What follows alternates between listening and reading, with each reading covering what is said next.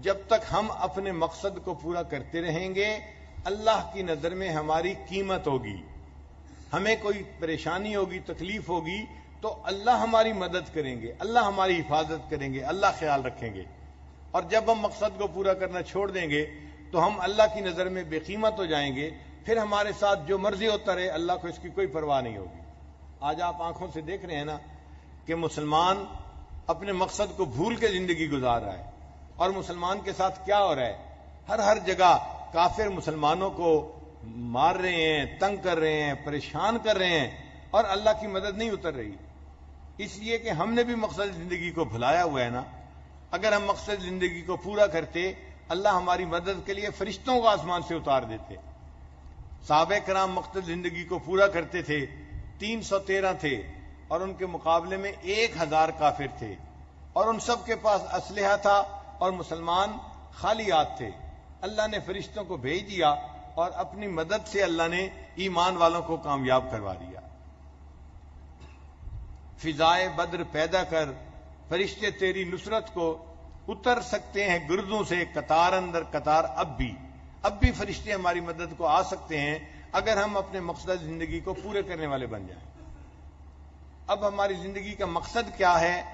اللہ تعالیٰ کو راضی کرنا، آخرت کی تیاری کرنا، یہ مقصد زندگی ہے. اور ہماری ضرورت کیا ہے؟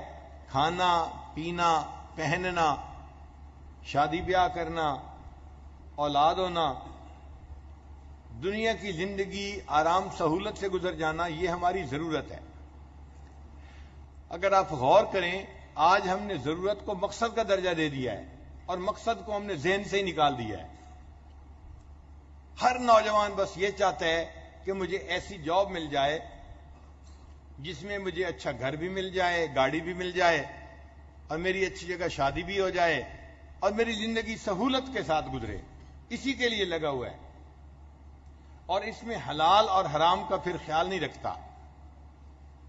حتیٰ کہ اگر ایکسائز کے محکمے میں اگر کسی کو کلرک کی جگہ مل جائے نا تو ماں باپ کو لوگ مبارک دے رہے ہوتے ہیں.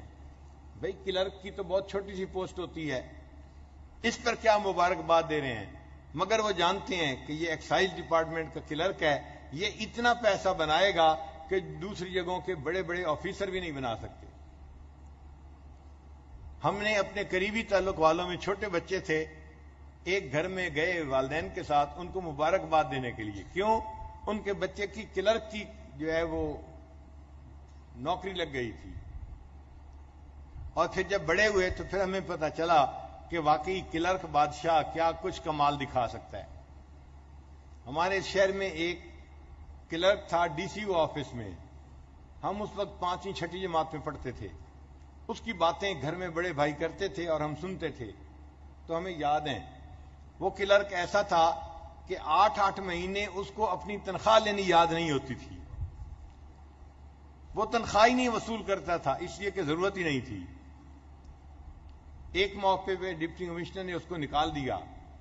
اس نے ڈپٹی کمشنر کو کہا جناب آپ مجھے نوکری پہ بحال کر دیں، پورے ڈپارٹمنٹ کے لوگوں کی تنخواہ میں دیا کروں گا. بھئی آپ کہاں سے دیں گے؟ کہنے لگا جی وہ میری مرضی، جہاں سے دوں، میں پورے ڈپارٹمنٹ کی تنخواہ میں دوں گا.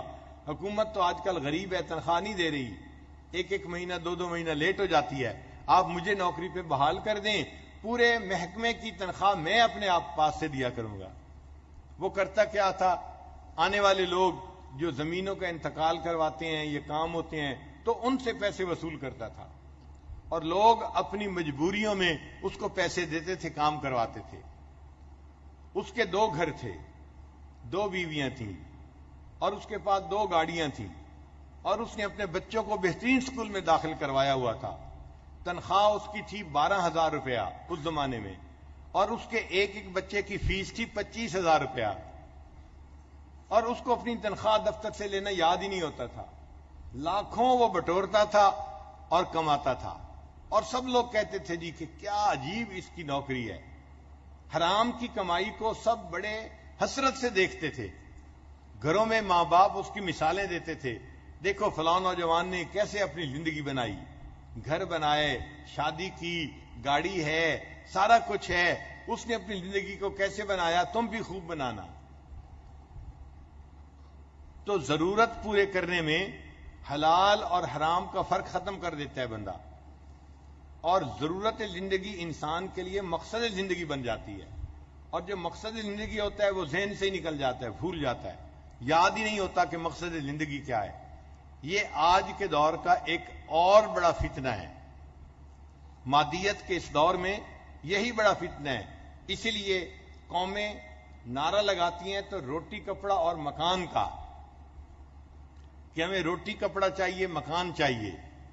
بھئی آپ کو ایمان بھی چاہیے، وہ یاد ہی نہیں ہوتا، ایمان کا تذکرہ ہی نہیں ہوتا کہیں، ایمان بھی چاہیے یا نہیں چاہیے، بس روٹی کپڑا مکان۔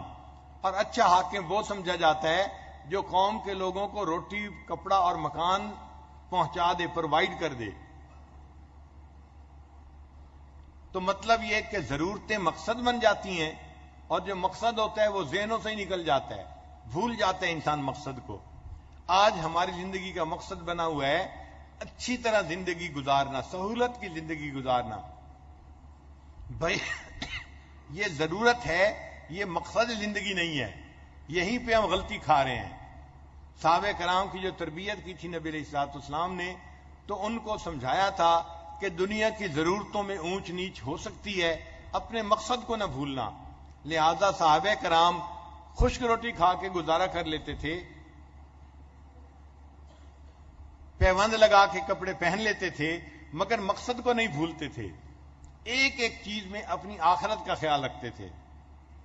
حضرت عمر رضی اللہ عنہ اپنے دور خلافت میں رات کے وقت چراغ جلا کر کوئی کام کر رہے ہیں، حضرت علی رضی اللہ عنہ ملنے کے لیے آئے، عمر رضی اللہ عنہ نے اندر بلا لیا، پوچھا بھائی علی کیسے آنا ہوا، کوئی سرکاری کام ہے یا کوئی ذاتی کام ہے؟ ان کا جی میں تو بس ذاتی طور پہ آپ کو ملنے کے لیے آیا تھا، کوئی سرکاری کام نہیں ہے۔ حضرت عمر رضی اللہ عنہ نے چراغ کو پھونک مار کے بجھا دیا، گھر میں اندھیرا ہو گیا۔ حضرت عمر بھی حیران ہے، اندھیرے میں بیٹھے ہیں، ایک دوسرے کا چہرہ ہی نہیں دیکھ سکتے۔ تو حضرت علی رضی اللہ عنہ نے پوچھا بھائی عمر، مہمان کے آنے پہ چراغ جلایا کرتے ہیں، چراغ بجھایا تو نہیں کرتے؟ تو عمر رضی اللہ عنہ نے جواب دیا علی بھائی آپ نے ٹھیک کہا کہ مہمان کے آنے پہ چراغ جلاتے ہیں، بجھاتے نہیں ہیں، مگر میں نے اس لیے بجھا دیا کہ مجھے اور آپ کو یہ زیب نہیں دیتا ہم ذاتی گفتگو کرتے رہیں اور بیت المال کے پیسے کا تیل جلتا رہے۔ اتنا آخرت کا خیال تھا کہ چھوٹی چھوٹی چیزوں میں بھی اسی طرح دھیان رہتا تھا کہ آخرت خراب نہیں ہونی چاہیے۔ تو چراغ بجھا دیا کہ بیت المال کے پیسے کا تیل فضول نہیں جلنا چاہیے، ہم اگر ذاتی گفتگو کر رہے ہیں تو اس میں بیت المال کے پیسے کا تیل استعمال نہیں کر سکتے۔ یہ کس لیے تقوی زندگیوں میں تھا کہ وہ آخرت کو مقصد بنا چکے تھے اور دنیا کی ضرورتیں ان کی نظر میں کم اہم ہو گئی تھیں۔ آج کی ابتلا یہ ہے کہ دنیا کی ضرورتیں اہمیت حاصل کر گئی ہیں۔ جتنا روٹی کو آج اہمیت حاصل ہے، انسان کی پوری تاریخ میں کبھی روٹی کو اتنی اہمیت حاصل نہیں تھی، اور آج ہم خوب پیٹ بھر کے کھاتے ہیں اور اس کے باوجود اللہ تعالیٰ کی ناشکریاں کرتے ہیں۔ حق تو یہ تھا جس کا کھائیے اس کے گیت گائیے، جس کا کھائیے اس کے گیت گائیے۔ کھاتے اللہ کا دیا ہوئے ہیں اور شکوے بھی اسی کے کرتے ہیں۔ آج بتائیں بھوکا رہنے کی بیماریاں زیادہ ہیں یا پیٹ بھر کر کھانے کی بیماریاں زیادہ ہیں؟ یہ جو ہائی کولیسٹرول ہے یہ زیادہ مرغن غذائیں کھانے کی وجہ سے ہوتا ہے، بلڈ پریشر ہے زیادہ نمکین چیزیں کھانے سے ہوتا ہے، ڈائبٹیز ہے زیادہ میٹھی چیزیں کھانے سے ہوتا ہے۔ تو آج کل کی بیماریاں کیا ہیں؟ زیادہ کھانے کی وجہ سے بیماری ہیں، آج کم کھانے کی بیماریاں نہیں ہیں۔ تو اس کا مطلب یہ کہ آج ہر بندہ اپنی من مرضی کا کھانا کھا رہا ہے۔ اللہ تعالیٰ نے اپنی نعمتیں اتنی ہم پر آسان کر دی ہیں، اسی لیے بیوی خاوند سے روز پوچھتی ہے آج میں کیا پکاؤں۔ خاوند دفتر جا رہا ہوتا ہے نا تو بیوی پوچھتی ہے آج میں گھر میں کیا پکاؤں۔ یعنی چوائس ہے، آپ کہیں تو گوشت بھی پک سکتا ہے، آپ کہیں تو پلاؤ بھی پک سکتا ہے، آپ کہیں تو سبزی بھی پک سکتی ہے، جو آپ چاہیں گے میں وہ پکاؤں گی۔ تو ہم تو اپنی چوائس کا کھانا کھانے والے لوگ ہیں، اور کئی لوگ تو ایسے ہیں ان کے دسترخوان پر 3-4 قسم کے کھانے ہوتے ہیں۔ اب ایک سالن اور روٹی بندے کا پیٹ بھرنے کے لیے کافی ہے، ضرورت پوری ہو جاتی ہے، لیکن کئی سالن ہو تاکہ من پسند کا کھانا انسان کھائے. تو ہم ضرورت پوری نہیں کر رہے، ہم تو اپنی خواہشات پوری کرنے میں لگے ہوئے ہیں. آج دعوت دیتے ہیں، 7 کورس میل کی عادت پڑ گئی ہے. 7 کورس میل کیا ہوتا ہے؟ پہلے سوپ لایا جاتا ہے، پھر ان کے بعد ان کے لیے کوئی اور ایپیٹائزر لایا جاتا ہے، پھر اخیر پہ کھانا لاتے ہیں، پھر کھانے کے بعد پھر چائے ہوتی ہے. ٹوٹل ملا کے یہ 7 چیزیں بن جاتی ہیں. تو 7 کورس میل کے کھانے آج ہم کھاتے ہیں اور اس کو ہم نے اپنی ضرورت سمجھ لیا ہے. بھئی ضرورت تو پیٹ بھرنا تھا، پیٹ تو خشک روٹی سے بھی بھر جاتا ہے. دیکھنا یہ تھا حلال ہے یا حرام ہے، وہ تو ذہن سے ہی نکل گیا. حرام حلال ذہن میں ہی نہیں ہوتا، بس ہم نے اچھا کھانا کھانا ہے، پیسہ ہمیں جہاں سے مل جائے. یہی وبال ہے اور یہی آج کے دور کا فتنہ ہے کہ انسان ضرورت کو مقصد بنا چکا اور اپنے مقصد کو اس نے بھلا دیا ہے. اور ہمیں ہر وقت ذہن میں یہ بات رہتی ہے بس ہم خوش رہیں، پریشانی کوئی نہیں ہونی چاہیے. بھئی دنیا کی زندگی میں تو پریشانی ہوگی. ایک بندہ اگر دریا میں چھلانگ لگائے گا تو اس کا جسم گیلا ہوگا یا نہیں ہوگا؟ بتائیں بھئی. کوئی کہہ سکتا ہے جی کہ میں نے دریا میں چھلانگ لگائی، دیکھو جی میرا جسم گیلا ہو گیا. بھئی پانی میں چھلانگ لگائیں گے تو جسم گیلا ہوگا. یہ دنیا پریشانیوں کا گھر ہے. ہم جب دنیا میں ہوں گے تو پریشانیاں ہمیں آئیں گی، دائیں سے بائیں سے، آگے سے پیچھے سے. تو پریشانیوں کا آنا کوئی بڑی پریشانی کی بات نہیں ہے، یہ معمول کی بات ہے. ہاں ان پریشانیوں میں لگ کے ہمیں مایوس نہیں ہونا چاہیے، ہمیں اللہ کے در سے دور نہیں ہونا چاہیے. ایک آدمی اگر پریشان ہے اس کا بھی دن گزر جاتا ہے، جو بندہ خوش ہے دن اس کا بھی گزر جاتا ہے. جس نے پیٹ بھر کے پراٹھے کھا کے اپنا پیٹ بھر لیا اس کا بھی وقت گزر گیا. جس نے روزہ رکھ کے وقت گزارا دن اس کا بھی گزر گیا. تو خوشی اور غمی میں دن گزر جاتے ہیں نا، پیٹ بھر کے اور پیٹ خالی دن گزر جاتے ہیں نا. لیکن دیکھنا یہ تھا کس نے شریعت کے مطابق دن گزارا اور کس نے گناہوں میں دن گزارا، اس طرف ہمارا دھیان ہی نہیں جاتا. ایک ہی کام سب کو کرنا ہے، ایک ہی کام سب کو کرنا ہے، یعنی جینا ہے اور مرنا ہے. ایک ہی کام سب کو کرنا ہے یعنی جینا ہے اور مرنا ہے. رہ گئی بات رنج و راحت کی، یہ فقط وقت کا گزرنا ہے.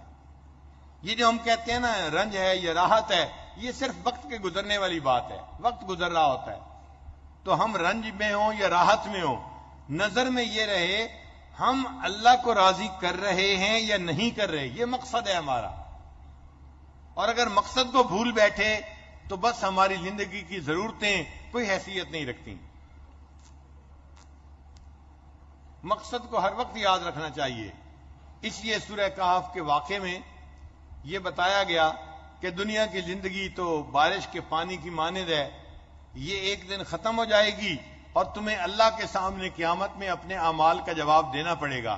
لہذا تم اپنی آخرت کی تیاری کو زندگی کا مقصد بناؤ. یہ سبق ہمیں بار بار پڑھنے کی ضرورت ہے، ذہن میں اچھی طرح یاد کرنے کی ضرورت ہے.